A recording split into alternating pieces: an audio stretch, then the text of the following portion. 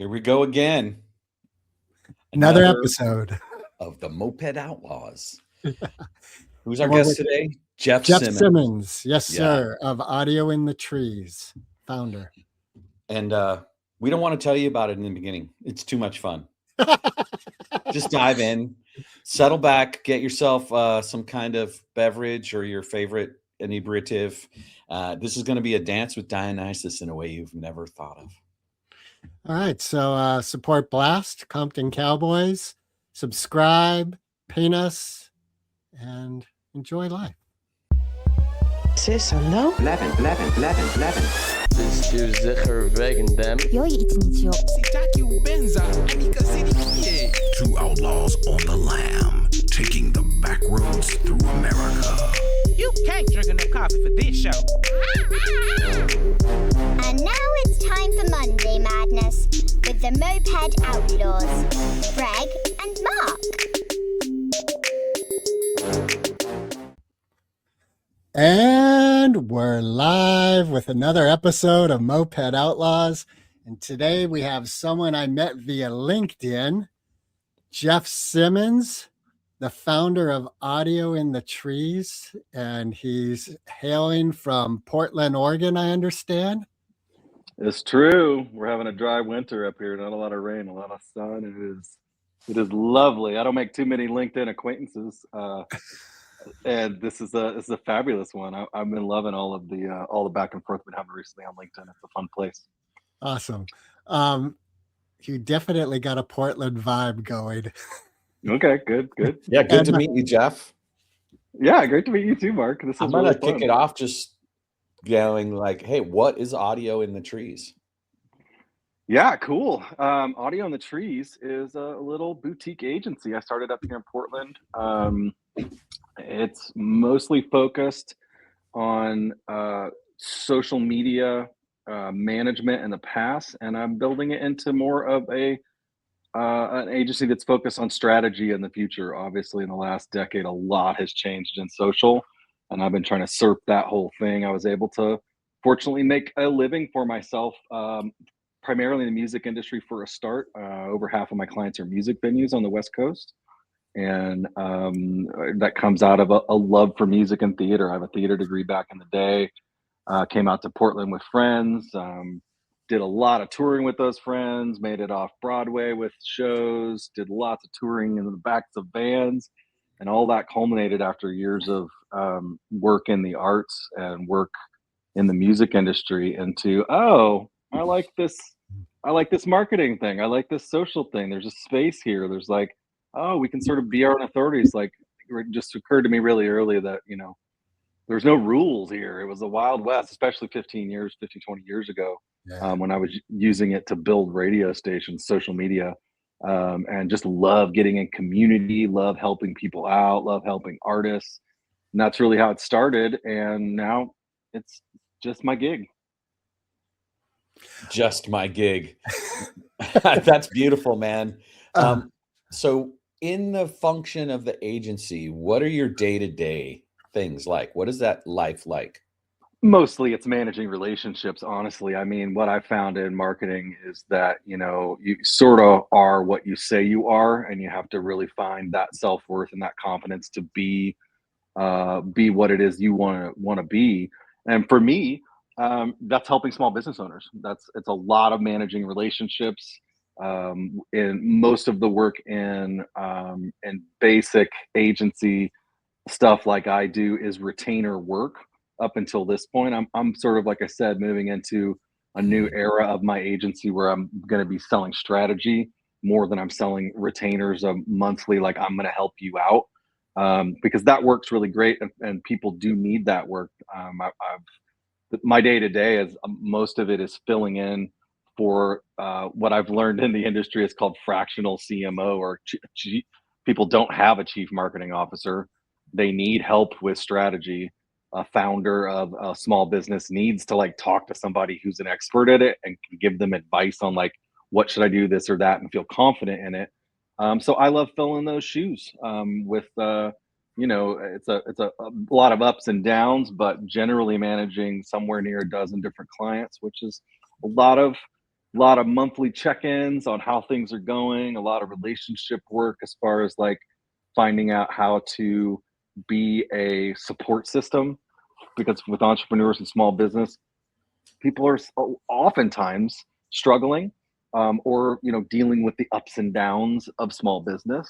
I'm happy to say I just had some positive calls this week with clients that are doing very well, that I've been stewarding and shepherding their work in digital promotion for a number of years, and that's all paying off. We're able to have some money, able to experiment with some things, and that kind of stuff really fills my sails when I have to go to the meetings that are really hard.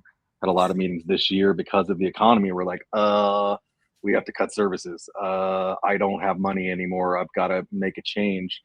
And so it's when I say relationships, it's I couldn't be any more like direct with that. The loss of a client many times, oftentimes, most of the time, feels like the loss of a relationship. I put a lot of heart into my work, so when there's an end of a relationship, it's like a breakup, and it can hurt.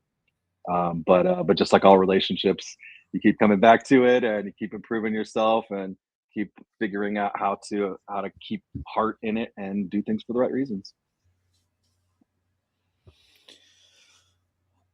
I took a deep breath because otherwise I'm going to run this thing, Greg. So you're working with musicians and small business owners, and musicians are small business owners. Would you like to parse that a little bit? Like, are you working with any bakeries? Are you working with any life coaches? How does it parse out? Yeah, I've done a little bit of all of it. Just trying to figure out where my niche is, because that's the boring part, like what I'm working on as a small business owner myself.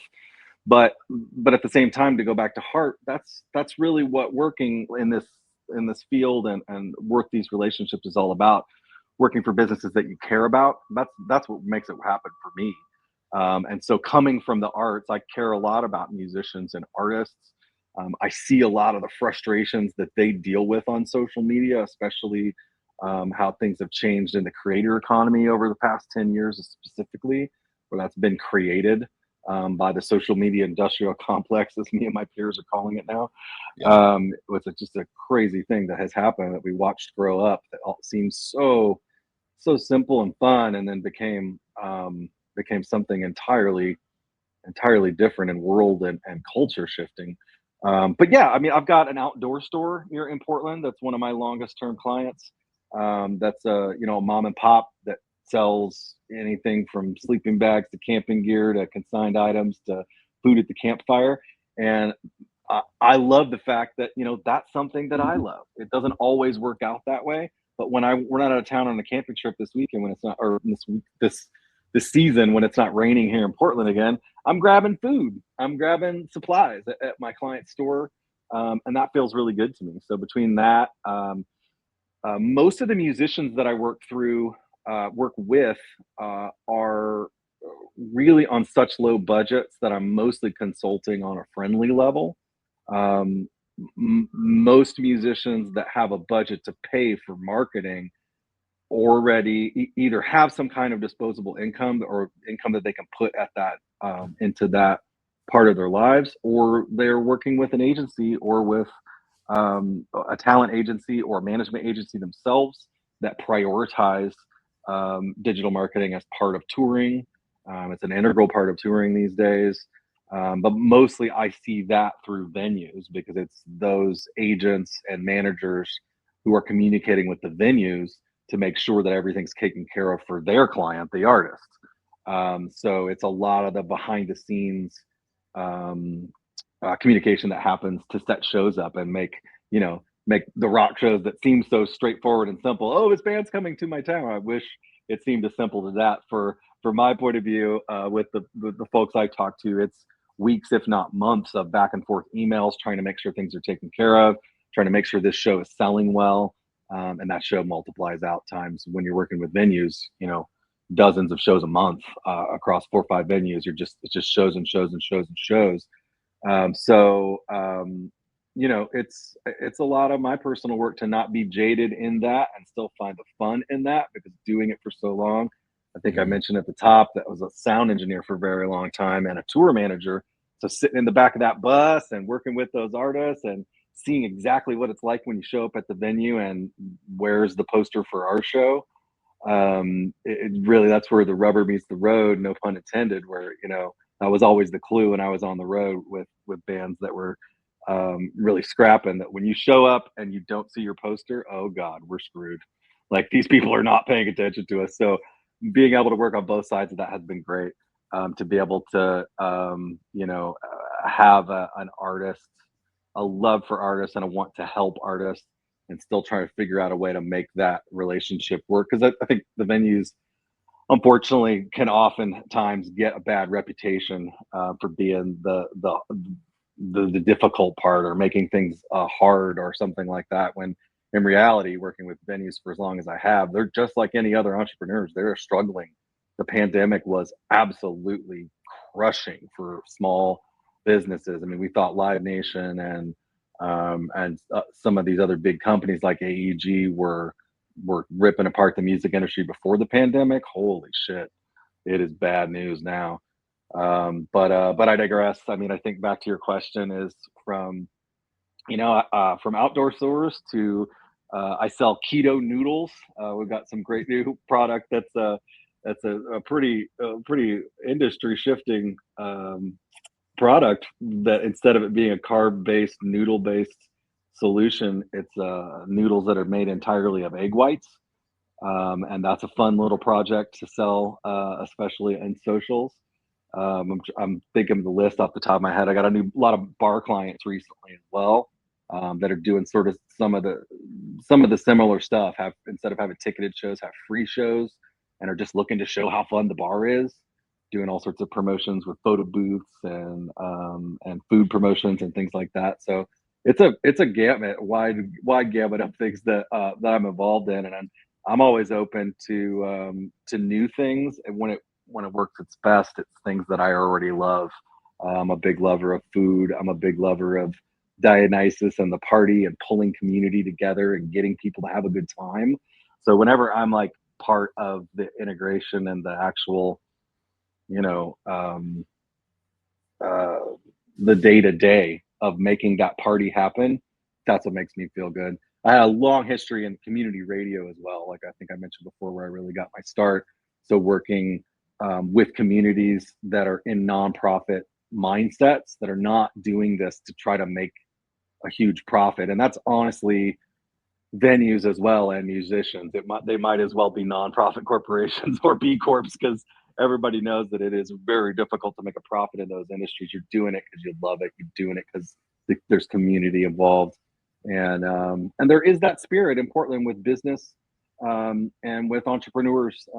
Work for yoga studios, work in health and wellness as well. I really like, and I'm of the ilk that when you're doing life best and you're being thoughtful about your own life path, hopefully some of that stuff comes together. It certainly makes it more joyful than the standard old working for the man in an office, which is what I somehow have been able to avoid for the past 2 decades, almost 3 decades now.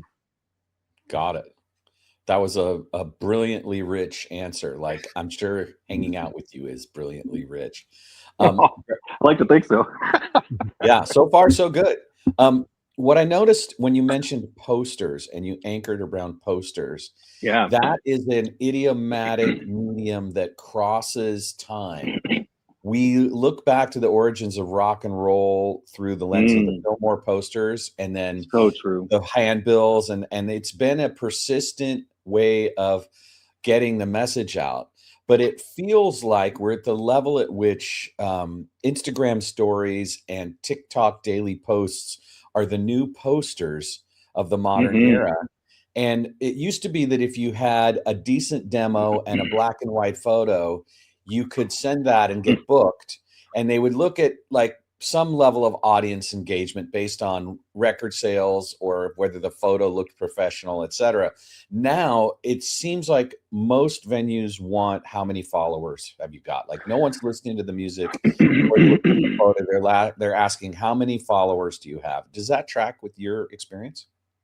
It does, and it's unfortunately even that itself shows how behind the times even the venues are for the most part, because follower count, honestly, in 2026 is not a metric I'm particularly concerned about. You've got to build an audience for sure, but I think it's important. I love you bringing in the idea of the posters and the Fillmore. One of my long-term clients is the Boom Boom Room, right Mhm. across the street from the Fillmore in San Francisco, and it couldn't be any more an authentic of a club. Reaches Right. right back to that time, and I think yeah, just it's yeah, Isn't John Lee Hooker's son the owner of that? it's actually a guy, my friend Xander, who was a bartender back when John Lee Hooker came into the bar. So there's a lot of lore and mythology based around John Lee Hooker being a regular as well as being someone on stage. And it used to be called Place. The name is escaping me. Back when it was Jake's Place. Well, it's been Boom Boom for decades, right? Exactly. It was the name before it became the Boom Boom Room. And that was really an homage to John Lee Hooker and the fact that there was a scene of players there. And again, this speaks back to exactly to your question and this line of conversation about the way the music industry used to be. There's still a thread of that exists with players, people that are playing up and down the coast, people in musicians and folks in the music industry that play in places like the Boom Boom Room that are not doing the corporate structure, that are having to be savvy within the new corporate business structures, but also doing things the old school way. And maybe to get back to what you were thinking in the direction of posters and all that jazz and what's needed to promote a show these days. I think the saddest part that comes up for me and sort of what I think spurned the LinkedIn conversation that we were originally chatting about that got us here is I believe because of the way the distribution systems have changed, people believe their work is being rejected at this point. You post on social media and what happens? Do anything anymore? If there's not a strategy behind it and there's not thoughtfulness for how the systems work, it can be really frustrating and it can be really, it feels like, I just really recognize that pain from the artist point of view, that it's like, it feels like, it just feels like it's not happening. Because I think paid social is a lot of the work that I do now, and it's guaranteed distribution. It's you're buying presence in people's phones, and if that's the poster, that's great. If you put the time behind making that art pop and understanding the significance and the longevity and the arc of poster creation over the past 5 decades. I mean, how far do we go back? Like, it's at least It's back 6 to decades now. like 6 now, right? We're all getting Yeah. so old. Right. Time is passing so fast. There's something to be said for that, but you have to know how to use it, how to get it distributed, and paid is the answer these days. I mean, I have a lot of issues with posters, specifically in the music industry, because it is the simplest way. Make a poster, promote the show. That's it. And these I'll tell days, you you got to about a have. recent experience I had. Please do. I'm noticing that on my social feeds, I'm seeing the bands post 1 day to 4 days after the show occurs. I'm not got seeing it. it in time to get to the show. You And the got other it. day I was taking a walk in my small town here in Novato, and I saw a poster on the wall at a store, and it was like, "Oh, I wanna see that band." And it was literally 2 days away, and I was able to actually get to the So show, lovely. I love it. right? As a Love result of hearing that. them taking the time to hang the poster in the neighborhood. You I got don't it. Yeah. You Now got it. paid I'm is watching different. people. Paid is different for sure, but you got the basics right there. You nailed it. Is that like I've been watching people do direct mail um, promotions here in Portland as well that are ahead of time that show up in people's mailbox. Show up so you get that. Oh, I'd like to see that show moment. I think the myth of the Insta and Instagram still persists. It's something that unfortunately I haven't even thought about because it's just not on my radar for so long. But when we schedule posts, and I do a lot of scheduling posts for a living with staff, and yeah, you've got to come up with a cadence that is well before the show. There is no posting about something tonight. If you see it 3 or 4 days later, like you said, it's just the way the algorithm works these days. And the only way you see it is if other people like it. It like literally has to be engaged with. So you not only have to pick content that is engaging so that other people can see it, because that's the way reach works on organics. But you got to give them enough time. So I think that's a really shrewd and very important thing as far as like getting as a band being able to get your marketing together and get it in advance. I mean, you nail it with that for sure. So what Mark just brought up, I'm wondering, because you, Jeff, have spoken a lot about strategy, and I saw your post this week on LinkedIn. Like it seems like you, as you said earlier, you're making a shift in what Audio in the Trees is offering. And it looked like you're putting priority on strategy. Yeah, it's a word that can be misused a lot for sure. Or that can maybe not, without an explanation of what that exactly means, it can seem a little bit murky. But the idea is all of the old school marketing tactics and everything that's necessary applied to digital marketing today. And on the most basic level, things like posting in advance of the show 5 days before the show, 7 to 10 days before the show on organics to get that out there is timing strategy. But what I'm really talking about more is spending time deep diving into who your audience is. If you don't know who your audience is and what they want specifically, it's really hard to cut through the noise of social and digital marketing in general in 2026. I think most bands have a natural understanding of who their fans would be based on music I play. So this can be really simple from a band's point of view or an artist's point of view of like, I make my art, you either like it or you don't. I'm going to be consistent with that output, and I hope that it attracts an audience. But in 2026, you're living in a place where the artists and the musicians are required to be a creator as well. They're required to create content that's separate than their music, that is promotional in nature, that works on the platforms, that games the algorithm, all these things. And while we can complain about that, and I do, and I don't like it, I don't think it's the job of a musician to come up with creator Instagram content or TikTok or whatever the next platform is going to be.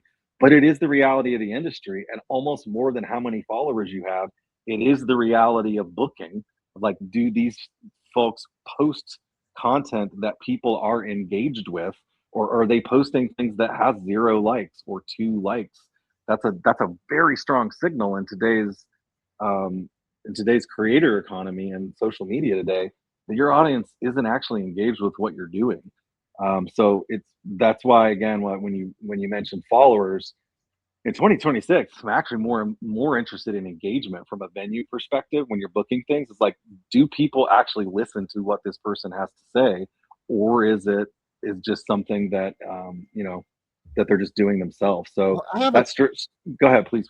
Yeah. So what attracted me at the end of last year to your post was, if I'm recalling correctly, there was an element of, you were talking about the humanity and the spirit of an individual in social media. Is it plausible in this day and age? And part of what I see with what you're explaining right now is, let's say me as a creative, as an artist, I know that social media is a means to marketing in our current day and age. And I have the choice of creating content that'll steer an algorithm, but in my imagination, the future of that looks like I'm starting to skew further and further away from the core of who I am. Or my other choice is, as you just mentioned, stay true to my core as a creator and hope that the audience comes, that there's interest in what I'm creating. Yeah, and I have to, with all of the marketing knowledge I have to unfortunately say that hoping the audience is going to come just isn't going to happen in 2026. Keeping that core as a creator is very important. Keeping that core as an artist is, you've got to do that though. That's what's really important. And I think it's a decision that you have to make, that you're either going to study and get the knowledge of how these systems work in 2026, or you're going to outsource that to somebody else who knows how to do it, because you would rather focus on your core, on your art, on all of those things. And for some people, that can be a synthesis. Some people, it works very well. Some people are jumping right into the videos. They want to do the TikTok, they want to do the trend. But eventually that leads into a direction of using a lot of energy on something you don't understand either. So again, if you're not going back to understanding how the platforms work and how to create a reliable system that creates the demand that you want for your art, I'll hesitate to say product because I work in marketing so much, that it's easy to call music a product or art a product, and I What? hate that because I don't. It's not where I come from. I make radio.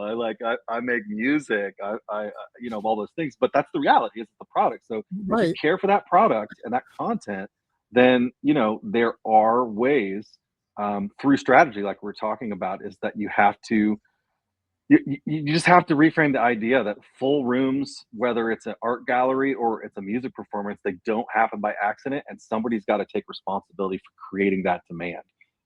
The work that I'm doing right now in strategy, I'm licensing a super kick-ass strategy from an amazing group called Strong Brand Social out in Vermont, and it's a bulletproof strategy that just focuses on some simple factors. The idea that if you don't create demand on a daily basis from your content, how are people going to find it? You've got to do something that's shareable, that builds your audience all the time. Of course, you've got to be converting that audience into buying tickets or showing up in person or whatever else.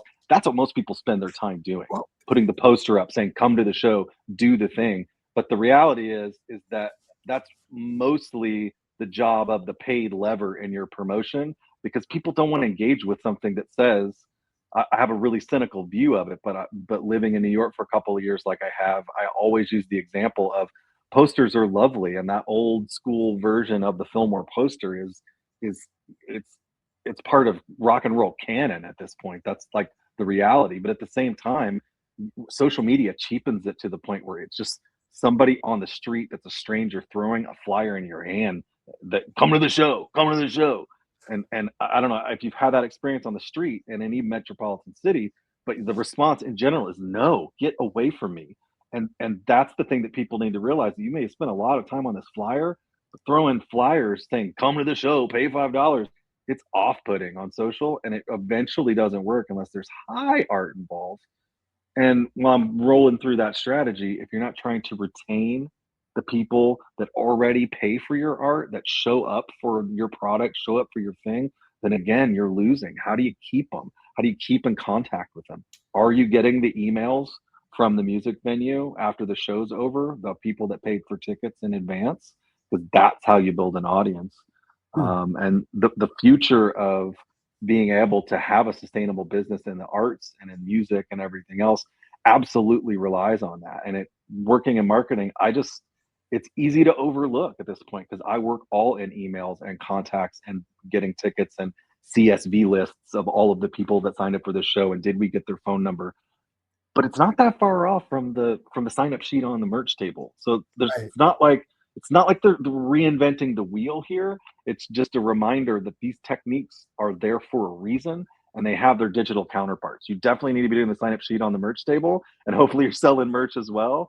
But just like with that merch, hopefully you've got a Shopify store and you're selling that album online too. In addition to right after the show when you're telling people to come see me at the merch table right before the last song, and you're thanking the drummer and the sound engineer and telling everybody that don't forget to tip your bartender. There's systems in all of this, and they're very repetitive. And we work to make it seem really easy and simple, because that's not the fun part of it. The fun part of it is that it can be fun. I think I've found ways in teaching this type of stuff and getting people in the back, teaching people how it really works, that it can be fun to pass that knowledge along. But the fun part is the show.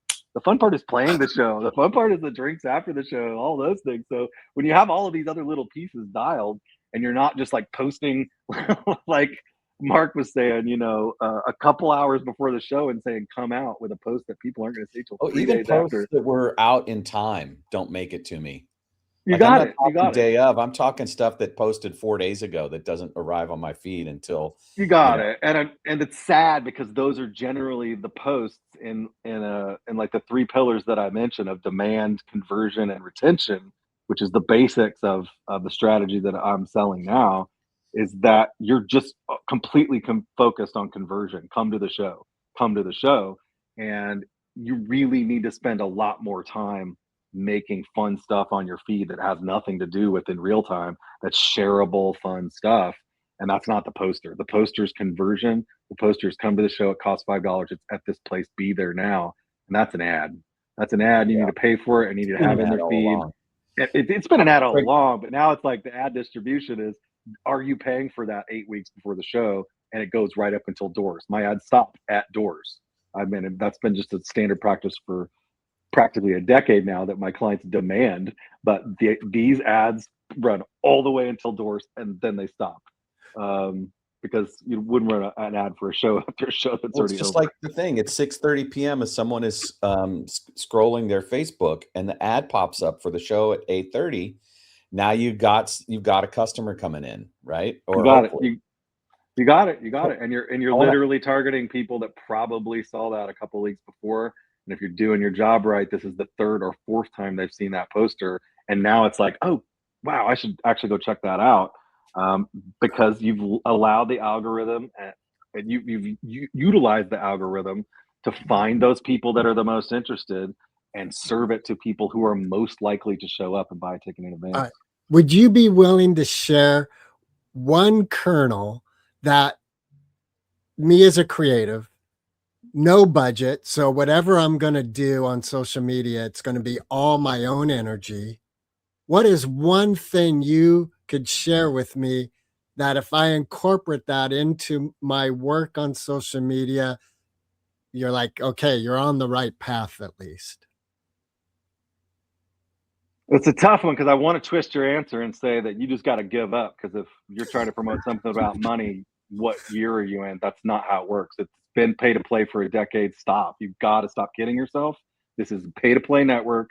Your organics are important, but your paid is equally important. You must do both. But I'll turn it around and try to find something that'll okay. Because part of what I'm saying, like part of what we're talking about is a starving artist at the very beginning. Yeah, they have no money, and they're working a job along with trying to be a. No, heard. I mean, I've been like I said, I've been in the back of the van with those folks. I've been exactly sharing the floor on alternating days in the hotel room. Like it's my floor day. I that's where I come from, so I definitely know how that is. All right, so that's why kernel. That's why I think the kernel is, and like I said, I really can't let it slip by, because if we just put it in terms of just rock and roll, which I think is an easy way to talk about it today with people getting together to put shows together. If you've got a 3-band bill and no one is spending $100 minimum on promotion, something's wrong. So moving on from that, I think to go in the opposite direction, because I've been saturated in social media and digital marketing like this for so long. I think the shrewd tip is if you've already crossed over into the idea where you've got to use this platform for or multiple platforms or whatever channels that you're using on social to promote your art, is you've got to simultaneously figure out a way to be consistent and on there 5 out of 7 days out of the week. And you've also got to come up with a way to have digital boundaries and get off of it and not let it overtake your life. That's the thing that comes to me immediately, because it's you can very easily be on there every day spinning your wheels. So coming up with a short checklist of what you do when you check in on your socials is the best thing. I don't think there's a one size fits all answer, but that's the work that I do on a lot of different channels, is check into that brand, clear the inbox, share this thing, have whatever's going for control, put the other, make all of those things happen, and then get out of there. There's just spending time in there is seems like something that's really easy to do, and obviously you can get in there and engage with other people's platforms or other people's feeds. Excuse me, I hate the word platform. I keep using it for some reason. Another quick question for you. But yeah, please. No, I'm sorry, Mark, but you and Mark both referred to the Fillmore posters. And at the time, like I was in a graphic arts class in the university, and I loved those posters. And my teacher was like, you got to have legible fonts. You got to do this. You got to do that. Those posters broke all those rules. Is there a place for that rebel creative spirit in social media these days? That's an excellent question, and absolutely there is, because there isn't really a place for a poster. There's a small place for a poster, and it works in stories, and it works in certain kinds of ads. But the reality is, in social media today, posters just don't work. What that rebellious spirit and that way to like go in a new direction, I'm finally starting to see in bands creatively. There's this trend going around with the that it still makes me laugh, even though it's cheesy as hell. Is the throwing the coffee cup on the window ad? Have you seen this? Bands have started to use this one because it's basically a hook, and I think that's the thing. It's like if you can get lost in this, but I do think that's a great tip as well. Is in general, the attention span on social media is less than 5 seconds. The content that you're putting, either the photo or the video, it's important to understand, and this maybe goes back closer to the nugget that you were looking for. The purpose of that content is to stop the scroll. Period. The purpose of that content is not to get information across, like an old poster of like, here's the date, here's the time, anything else. The purpose of that content is we are in a noisy world. The scroll stops. You got them. And it's like, you've got less than 5 seconds left, because now their eyes are moving to the brand. Who's this coming from? Now the eyes are moving to the content. What's the caption, the first 10 words? What are we selling here? And do I want more information about this? But they're not going to look at the poster. They're not going to look at the time. There's a small percentage of people that are actually going to follow through and watch long form content. Long form content is actually really hot right now. It's like turning a corner where whether it's long form reading content or long form video content, it's there. But in social in general, really, if you can just get somebody to stop the scroll, and what I was referring to with the idea of the hook is something that generally happens in the first 2 seconds of a video that buys you 3 to 5 more seconds. My feed is full of advertisers trying to sell me strategies and plans. So for a decade now, I've been reverse engineering all of the bro funnels and all of the marketing strategies that people try to sell me, because they can see I'm an agency owner. They can see I want to get educated. So I love passing this information on. It's slightly opaque for people that aren't, a part of the marketing industry or have an interest in it. But hooks are everything. And one of these hooks is a shot through a car window of somebody putting on the brakes. Somebody gets pissed off, throws a coffee at the window, and then walks around to the window and says, "Hey, come to my show on Friday night." and it's cheesy as fuck. So I'm not going to suggest that. Pardon my French, but I'm very rock and roll. The idea is that moment of what's going to happen there is the hook that can buy you 3 seconds of time and walk around, and you got another 3 seconds. And you can extend that with however many hooks you go in a row. I've seen some ads where they like every 3 seconds they drop another hook, and they got it there. Greg and I are fighting for your attention right now. It's really hilarious because I've got a million questions. He's got a million questions. This is a really great conversation. I love going up. I'm going to take us up to another level, right? Like I drew a thread from the posters. One of the things you said about growing an audience, growing a following, what occurred for me was this idea of what it really is creating community. Yeah. And when we look at the history of Grateful Dead, they were outliers, and they built a cult. They built a community. And so when you experienced any content from them, It was Mhm. not about them engaging you in a traditional advertising hook process. It was Yeah. about them anchoring you to your identity as one The of the signal. community. The signal that I know these people, that like these are my Right. people. Yes, so true. So artists are building the sense of what it means to belong Mhm. with them, Mhm. right? So So then true. the next level is that what we've seen is the signal to noise ratio of messaging has gone through the roof. It's Exactly. all noise now. Everything is just noise, noise, noise, right? And so when Agreed. you stop trying to hook people with some kind of, 2-for-1 offer, and they feel the presence of an authentic being, that right away is a differentiator, right? You got it. That's it. And I mean, that's the strategy that I'm selling eventually, and the idea of that pillar one type of content that is specifically based around driving demand, about showing that I am of your community. I know what you want. Again, it's reverse engineering who your audience is and the things that they respond to. Bro funnels and people in marketing are focused entirely on pain points and understanding, like, this is the thing that makes you very mad, or this is the thing that drives your decisions because you're exhausted.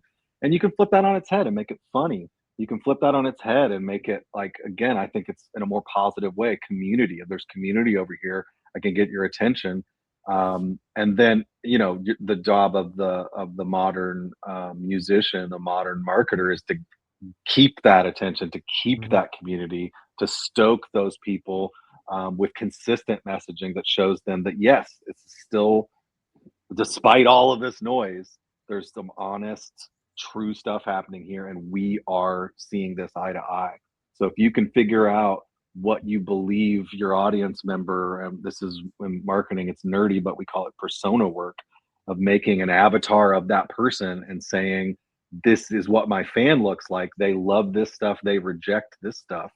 Then you could literally push away people that don't belong in your community by adding in those objective points into your content. These are if you hate this, good, go away. I want to focus in Hmm. on people that love this other thing. Yeah. There's also this element of um, going from 0 to 100 feels daunting. Yeah. And if you're the creator, it's absolutely authenticity that's the key. It's like you've got to deepen into your own voice and trust your own voice. And it's another analogy that draws us back through rock and roll history, as it used to be, and in some ways it really still is, even, especially for my demographic. If you have a great guitar player, that's a really important sort of attractor, right? But it feels like the role that is the thing that gets people over now isn't the guitar player or the sexy siren. It's having an actual media expert in the band, someone whose job it is to play clipboard or to play Vimeo or whatever the medium is. So you're not just looking for the talent of the band. One of the key components of the band is your editor, director, auteur, I guess is the word, right? Of your medium. Yeah. Yeah. No, I think you got it. I mean, that's what the creator economy is asking for, is for the, and I think that's in the band paradigm of the 4, 5, 6 people that might be involved in this thing, that go to the shows and do the things. And there might be the one person that's never on stage, that's just, again, at the merch table, is like your merch person who loves the band and is hanging out.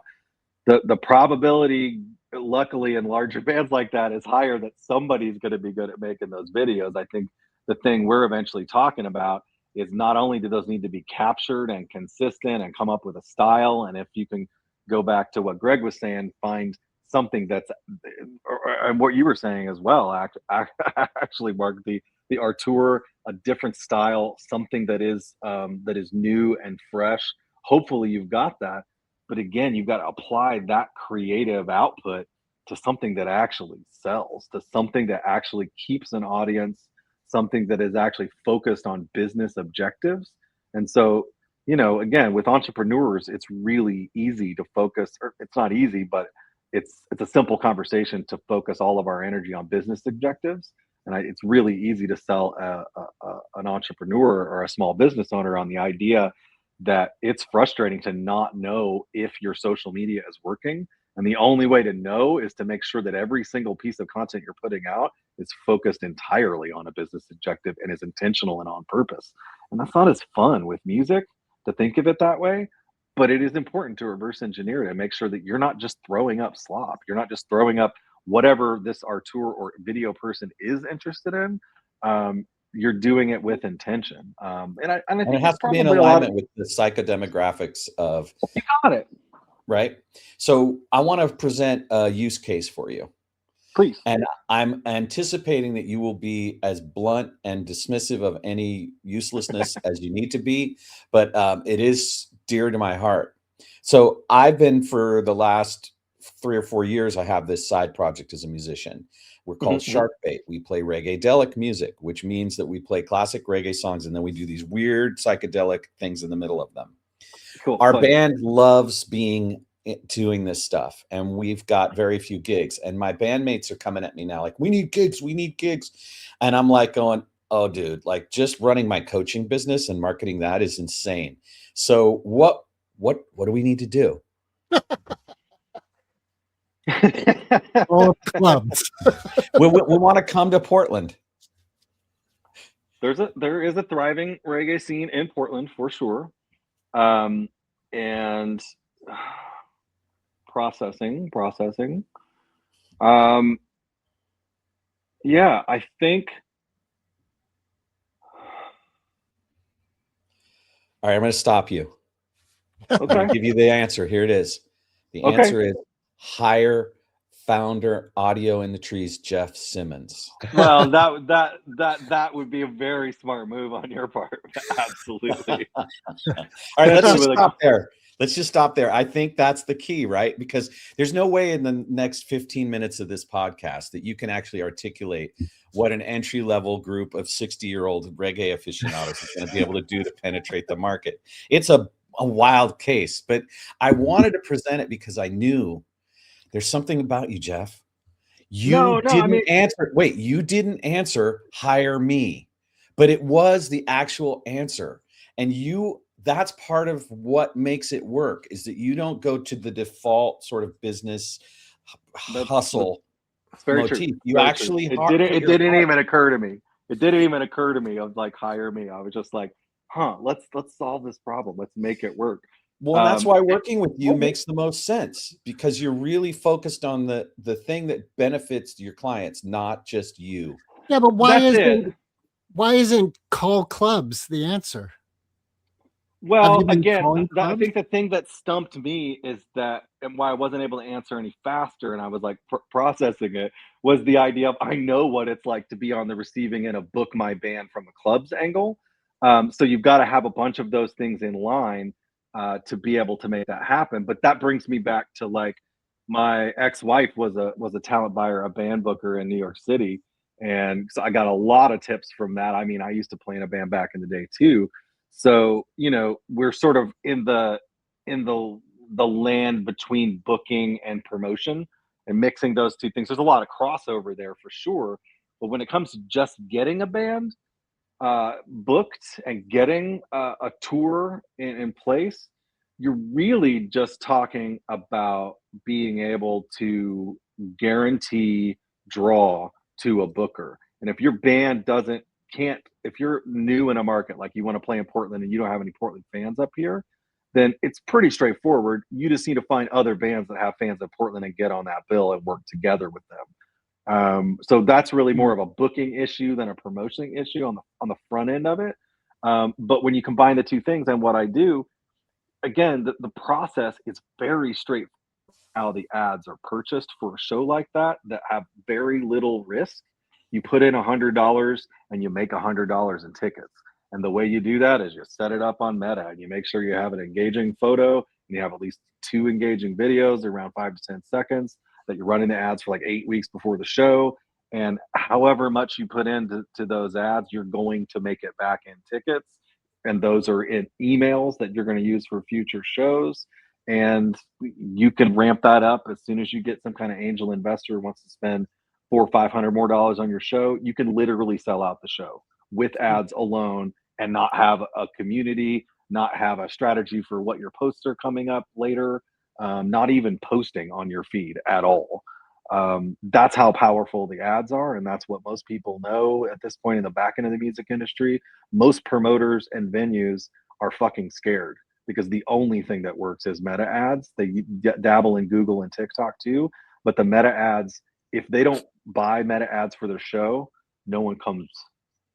And it doesn't matter what the band is. That signal to noise ratio thing again. There's so many things to do. There's so many attendances, performances to be at, that unless you're nailing people down to buying tickets in advance, it's just not going to happen. So again, all of those issues compound, and I hear you saying anywhere from just getting the show booked is one part of it. Because if you're focused on community and you're focused on having a good time, and you're focused on the fact that like the whole point is being able to crash on your buddy's couch in Portland and like smoke a joint after the show and enjoy some great food the next morning and some great coffee. This is exactly the advice that my ex-wife told me when I was touring my band down the West Coast. It's like, if you're not focused on having a good time, like, I'm sorry, but you should not do that. You should really not go on tour because you are And there's not better going to turn it. businesses to try to Yeah. sell to make money. You got it. The literal point of this tour should be community, should be having fun, should be meeting people. And you've already given up on trying to make money by the fact that you're in a band trying to tour. It's not going to make money. And that's the blunt part. I don't like being that blunt or that much about it, but like everything that can come from a band blowing up or something being really fun or something turning into a side gig, turning into a stream of income, all comes from letting go of the outcomes and the ideas that like this is ever going to work at all and just having a good time. All right. So, talking about community, this question has been burning in me since the very beginning. There are two Please. brothers that Mark and I have in our life that live up in Portland in the music industry. So I'm wondering, do you know Paul Coven and or Peter Nevins? Oh, the Peter Nevins rings a bell, but I don't know. I don't think so. I have to look them up on LinkedIn afterwards. Oh, dang. Where do they work, Peter's or where do not they gonna work be on already? LinkedIn, and he's an amazing musician and songwriter, but what Both he's of known them for is his ability to make prints, handmade prints. Well, so Ooh, Peter yeah. Nevins, Peter Nevins is a creator, and he's Okay. in the mostly like the bluegrass scene that's up in Portland and Okay. the folk scene sort of. And Paul Coven, I forget the name of the venue. He's a manager of one of the. He was a They- ticket manager there for a while, but he's not working there anymore. I don't. Oh, really? You sure? Yeah. He's still in the music industry, isn't he? Up there. Last time I talked to him, he was just working his day gig and wasn't doing full-time concert venue work anymore. I thought he was still at the venue. What was the venue? Do you recall? I have no idea. I don't It was remember. one of the big Coliseum things, one of the huge venues. Yeah, it was one of the bigger venues in the town. But Anyway. the reason Paul comes up is he's incredibly talented and also humble, right? And he always eschewed marketing, and I don't get to use the word eschew very often, but, right? And he was one of these guys where authenticity and character mattered more than promotion. It's and important. He turned me on to the Dead. Like that's who Paul is. And so one of the things that's happening in this moment is very similar to how audience relationships are built. The people remember how you made them feel. Mm-hmm. So all of your marketing, all of your interaction, it's all about creating an emotional response that's favorable, right? So true. That's so key. True. So how do you do that in social media? You have to figure out a way to make content that's fun and that doesn't remind people, or does. It can remind people of the state of the world and the dumpster fire that is our country right now. But but it's got to be something that appeals to them and can be, shows them right from the jump, like from that first thing. Oh, these are my people. That's my community. Oh, I see that. Like screen printing, people that, that whole world is some of the most authentic artists that are out there. and showing that process. Just to riff on it is, again, like a behind the scenes process of, this is how I do the printing, have somebody else record it instead of trying to sell the print, sell the heart that goes Right, into it. which Peter does a great job at. I'm wondering too, because Mark and I have spoken about this a lot, and it's just general knowledge. Our base human emotions are attractive on social media: anger, fear, hatred, sex. Yeah. Sex is not to be in the realm of hatred, anger, and fear. It's base. It comes from a place of impulse, not from a place of thought. Yeah, yeah, and those are those pain Which is points why we were beer talking about commercials before. have big-titted women in them. I mean, come And on. horses. Yes, I want absolutely. that. I need that. Like, yeah, exactly. Or So- I recognize this hurts. This is Right. So Yeah. in strategizing, what do you, Mr. Simmons, founder of Audio in the Trees, keep on a day-to-day basis to lift out of that manure of chaos? I think, again, it goes back to community, and it goes back to remembering that you're trying to create community with this, and you put out signals of love, you put out signals of not those things. I think it can be despicable to point towards those base human emotions, because those are the ones that people respond to, and those are standard marketing tactics. I'm just of a different ilk, and that's why I'm aligned with the folks over at Strong Brand Social, because they specifically disregard that and say, you don't have to do that. You can turn around and focus on humor. You can focus on lifting other people up. You can even focus on resistance, and the idea of resistance is community. The fact that if you want to resist this thing as much as I do, it brings us together, and it pushes away negativity and people that are not of this community. So it's tricky work, but it's definitely important to always go back to community, always go back to building an audience, because that's what we're talking about with anything you're selling, from music to keto noodles.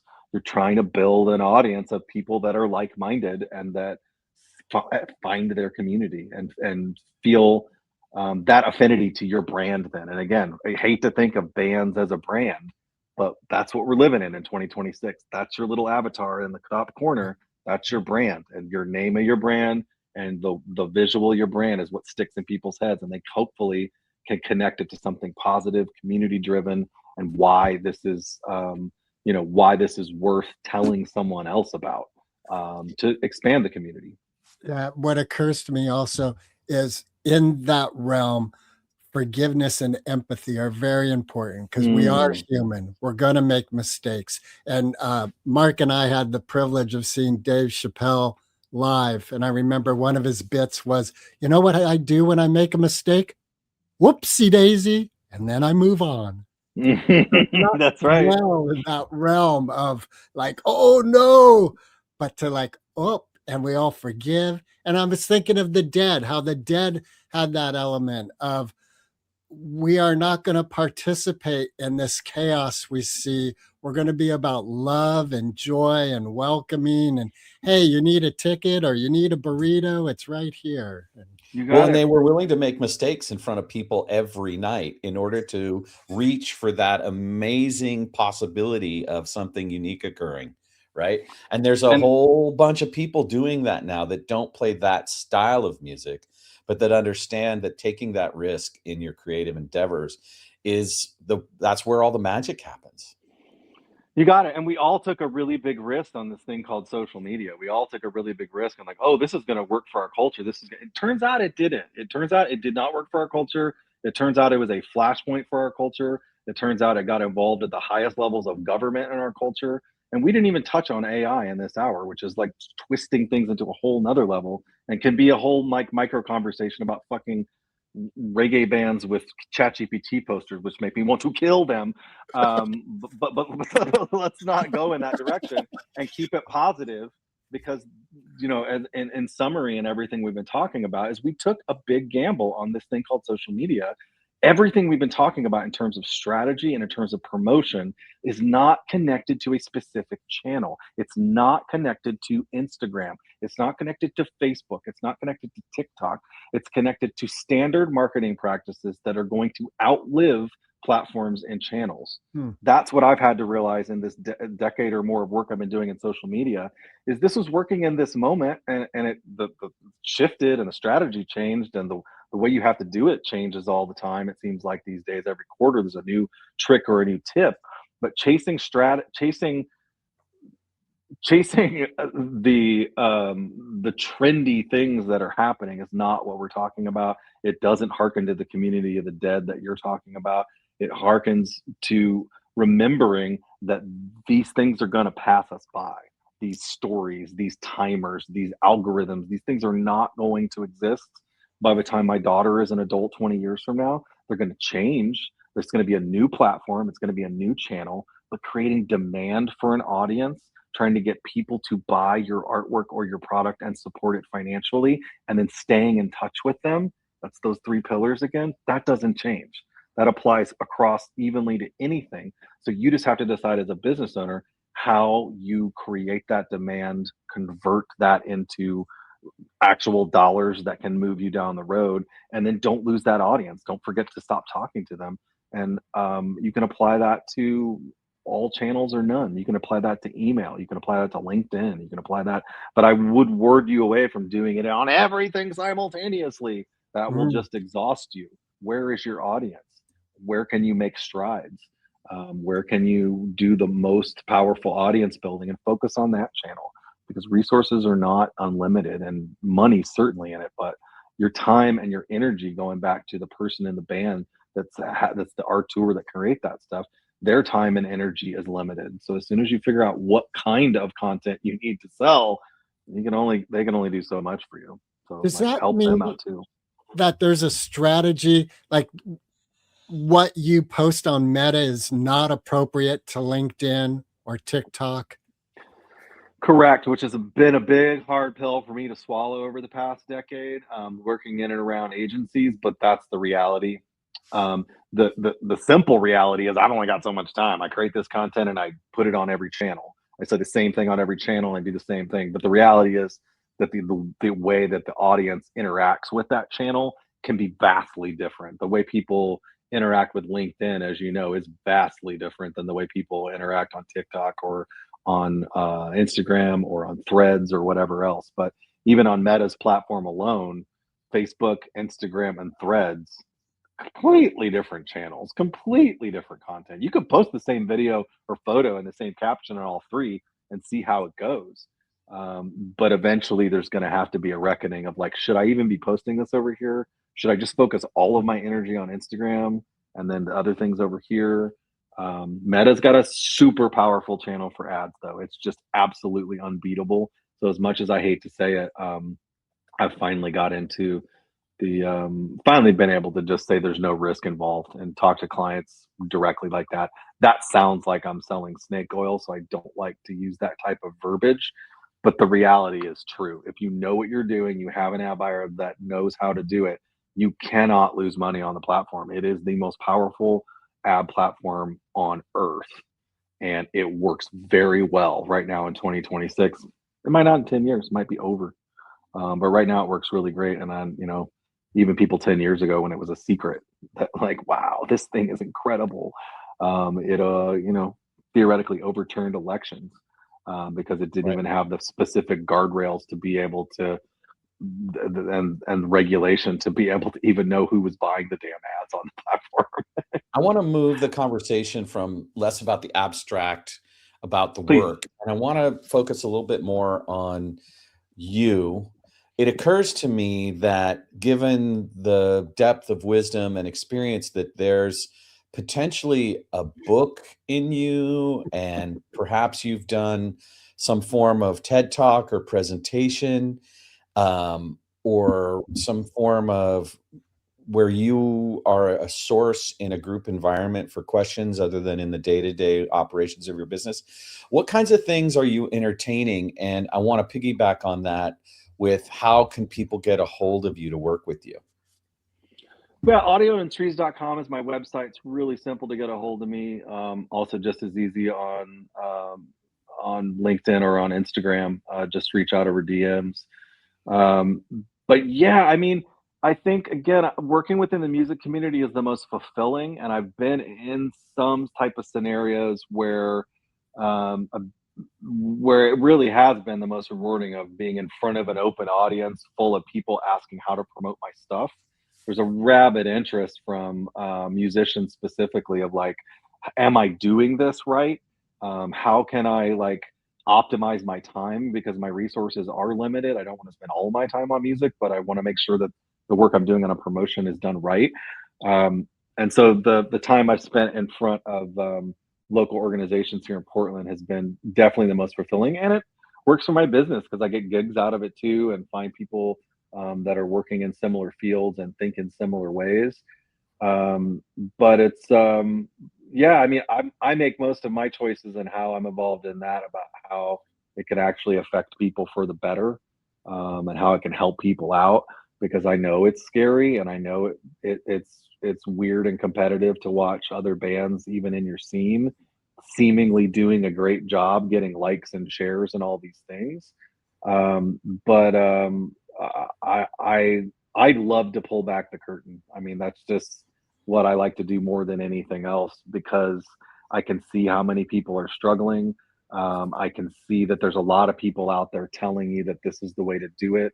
And that's been the really weird growth of the creator community is there's an entire community of Instagram creators that spend their time telling you what to do and how to do social media well.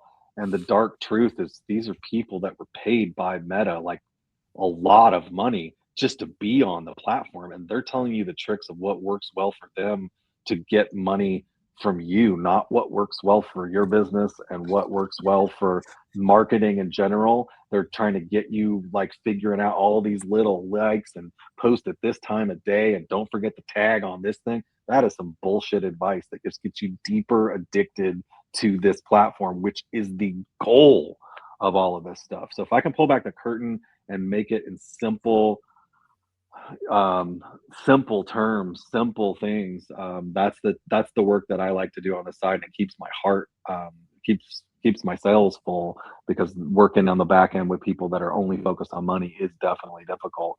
So simple things just like, again, make sure that you got all the emails from the venue after the show's over.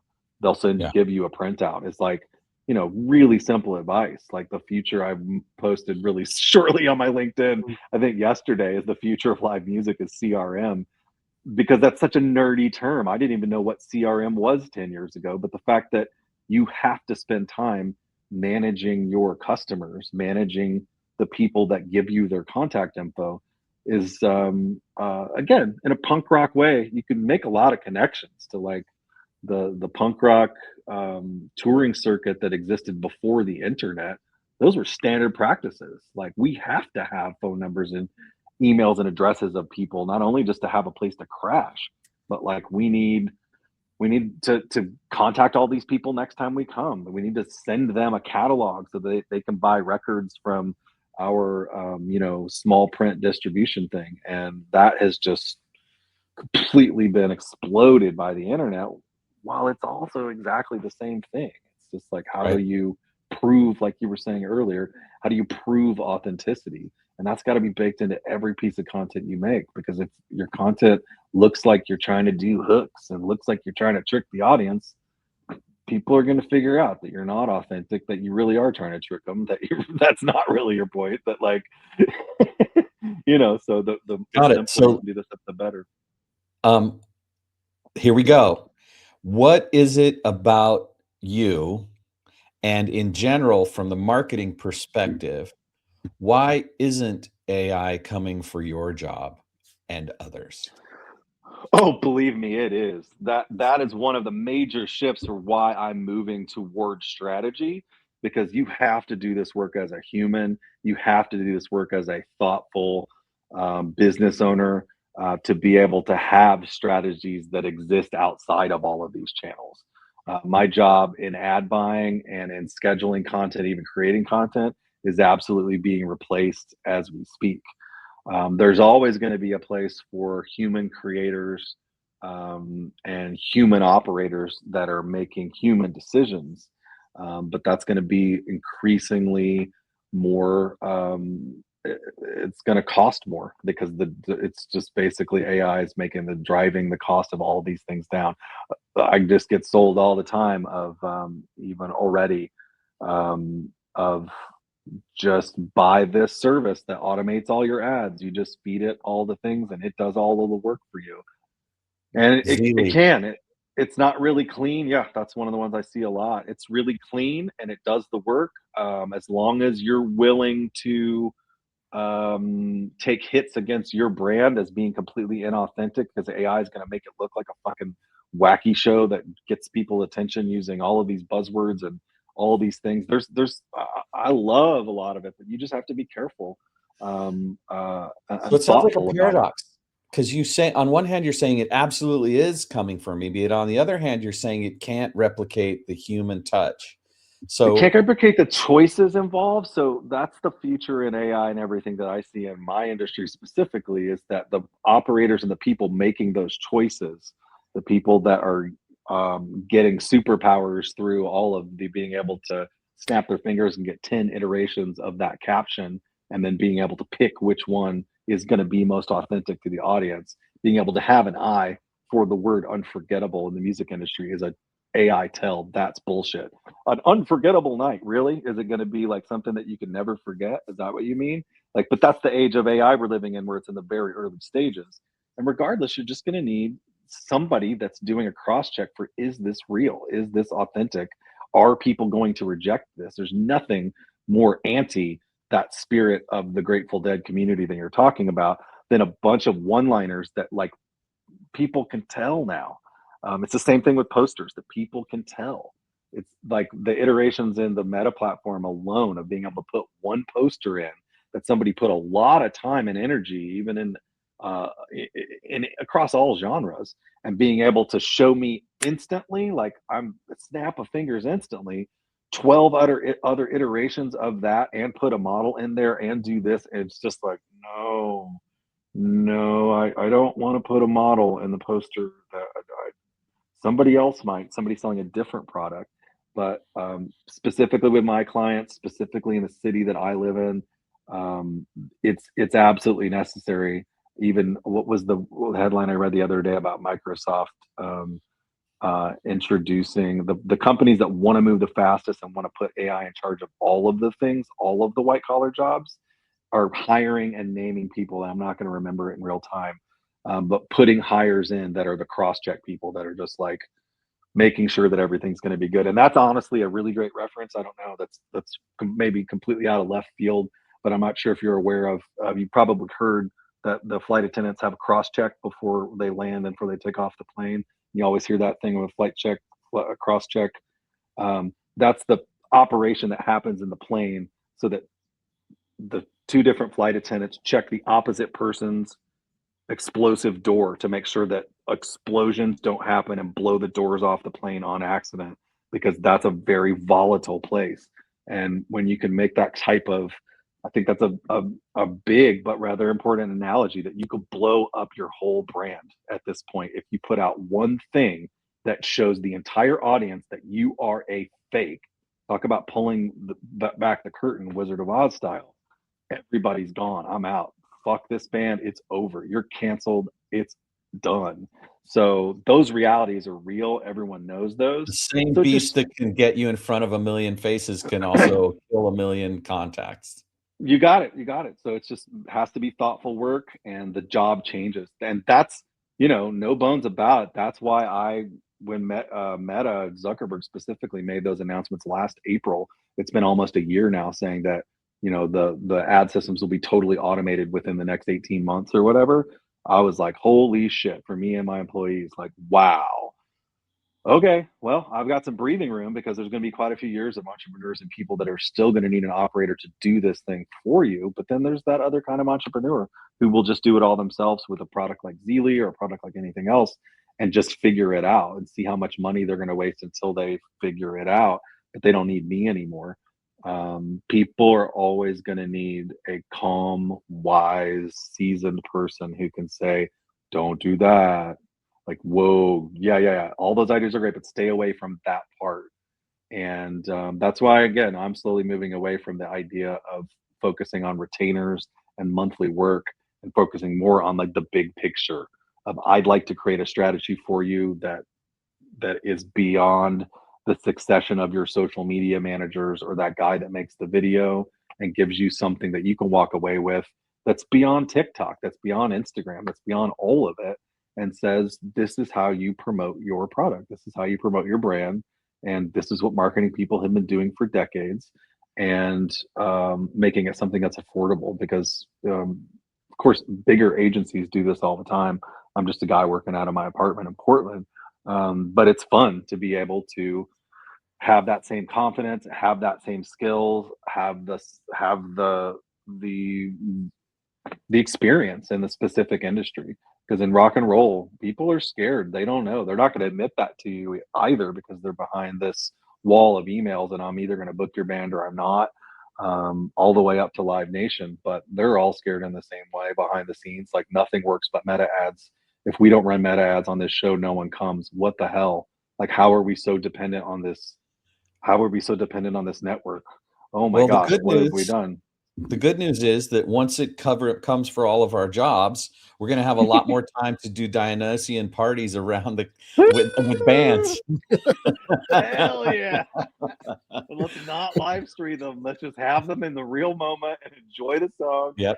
Sing the song together. Cheers to Dionysus. Well, in that case, howl at the full moon. In that case, being a venue becomes a really central thing because you won't necessarily need to have the wired who's there that night. Everybody just needs to know that if they show up at your place, it's going to be a good time. Open up arms to the community. And that was one of the answers when you were talking about how do I book this Portland tour or how do I book this thing with my band? That's another one of the solutions that has arisen in the music industry is living room shows are very hot. Some of my older clients that I used to tour with, they've moved to almost entirely that model of like, I'll play venue shows when they're offered me in certain markets, but being able to find small businesses that cater to that kind of community, that type of vibe, and are only interested in paying the artist. They're not interested in keeping the doors open or selling alcohol because, hot tip, that's all venues sell.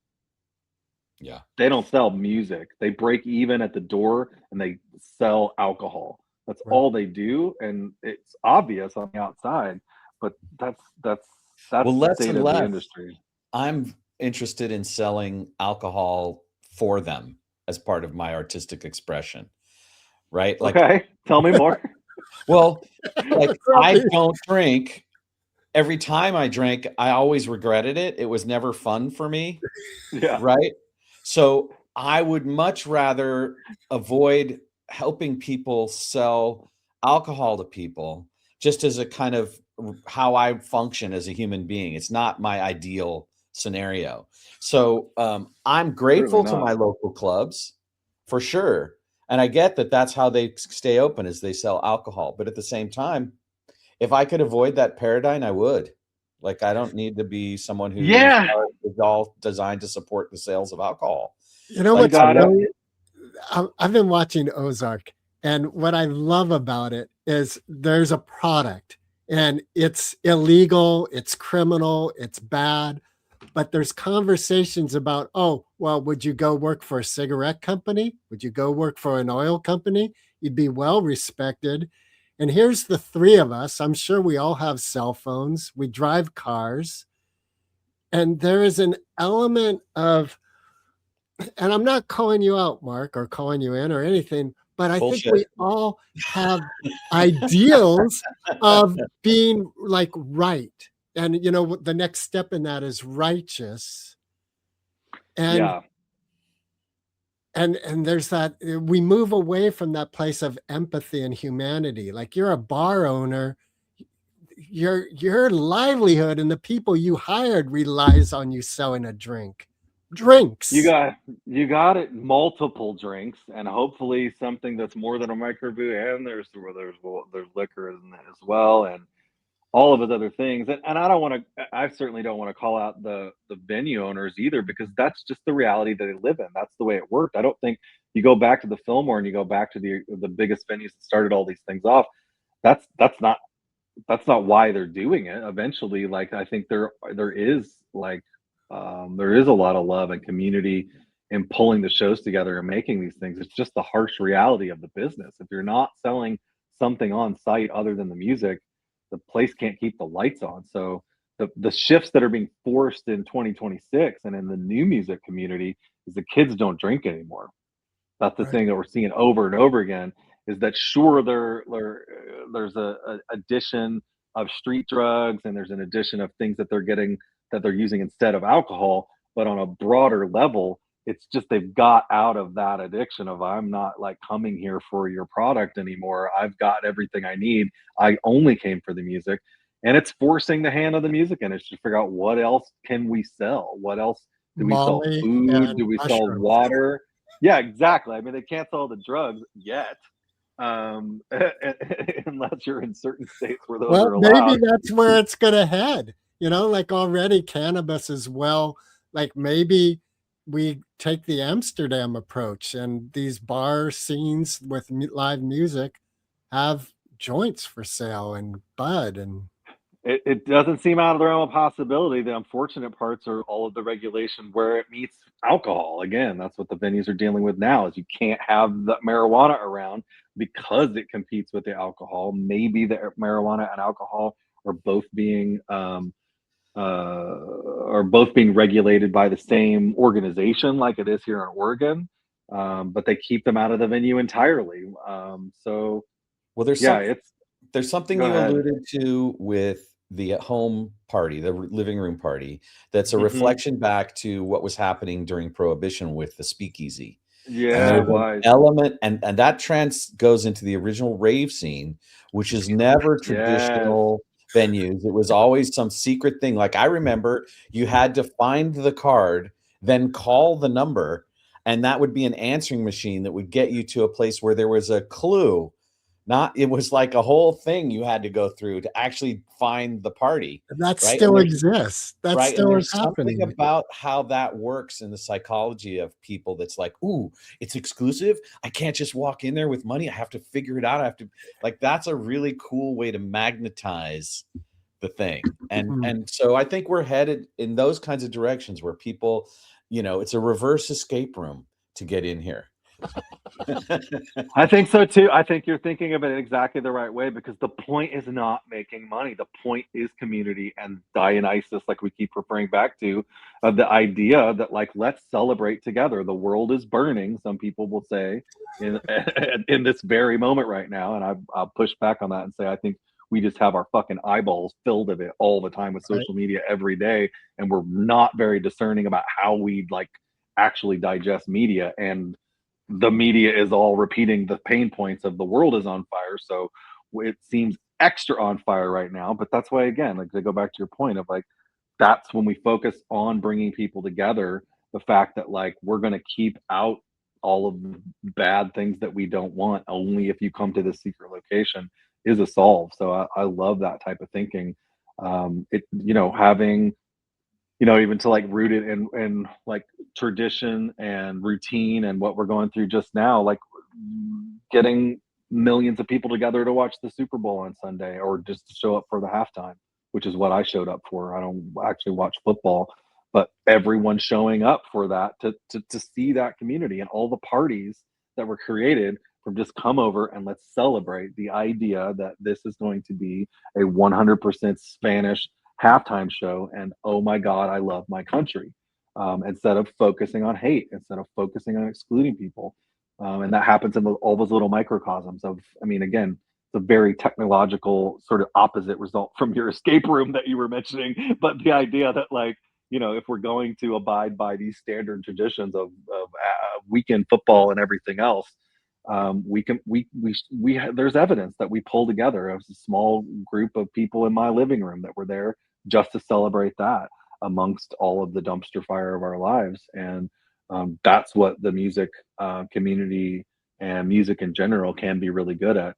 Just not in mass. That's the thing. Just not for 2,000 people. And so there's got to be, we're always figuring that out. And I think luckily there's rave promoters and EDM promoters and all of the younger promoters that I work with that are solving those things, that are figuring out ways to like, this is a space that's not as focused on drinks, that's not as focused on alcohol, that is more focused on inclusivity and safety, and even getting you a room to go rest and get away from all of all of the lights and the craziness, and be able to relax for a little while. And these are all outgrowths of that dead culture that we keep referring to. Right. Like, you go back to the acid test, and you had people had the light, they could play with their own lights. There was art to be done in the shadows. You could like, and one of the things Jerry said that was really famous, he said, when the acid tests were first starting out, we had the option not to play. Like we could get off the stage and go make tie-dye shirts or go play with, tape loops or weird stuff like that. And so a more interactive, artistic, communal experience is a reflection, again, of the historical seeds of this sort of revolutionary thing that we call psychedelic rock. And then rock and roll goes even further back into Black culture. And, Elvis is not the king, all of that stuff. But it feels like we could go on and on forever. And to be honest, Jeff, as much as this is insanely entertaining for me, I'm getting full. And so I'd love to just wrap it up. And we talked about how to get a hold of you. It's clear from this conversation how much you have to offer people who want to do incredible things with their creativity and their products and their businesses. I'm personally inspired by you as a result of this conversation. It's good to hear. It could be a really dark conversation, but like when we're real about it. But I think we're ending on a positive note with the acid test stuff and everything you're talking about. That culture exists. That culture is thriving right now. It's thriving in Portland. It's thriving in the music scenes. It's thriving when you can see signs on the wall that say the words consent is ongoing, talk to staff, people are looking out for each other. People, that is like ensconced in community now. As much as you hear all of the bad things and as horrible things that still occur in clubs and places, to reference Black culture, you don't know where that party is. That's how Black culture, that's how POC culture survives in this craziness and takes care of themselves.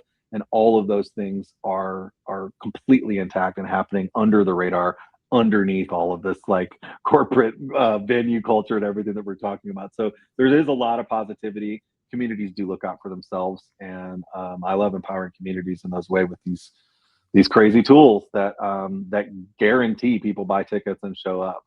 It's crazy to be able to say that. But for this limited time of however long this window is for Meta and whatever it turns into next, it is a powerful tool. So I just try to focus on helping people as opposed to making money. And I love meeting folks like you and meeting small business owners that can that think like that think like about community first. When those things align, that's the closest thing I can do using these tools to turn them for something for good, as opposed to something that can be seen as very bad and dark, which a lot of people use them for, unfortunately. But trying to use these tools for good. Well, we have a final question, and this is a tradition for many years. Okay. Eminem or Foo Fighters? Wait, Eminem or Foo Fighters? That's our question. That's the question? Yes, sir. And this is why. I got a laugh out of it. I'm going to pick Foo Fighters because I'm into UFOs and not Dave Grohl. Okay. That's a unique answer. I'm still confused. It's a unique question. Well, that's what it's like riding. That's what it's like riding with the Moped Outlaws. Word. Now I know. Jeff, thank you very, very much for your time today. Wish you all the best with this turn you're making in your career. And, thanks, sir. hopefully our paths would cross again. Maybe Mark and I will find ourselves on a couple mopeds up in Portland. Word, I'm sure they will. It's been a really fun time, y'all. Thanks so much for inviting me. Recording stopped.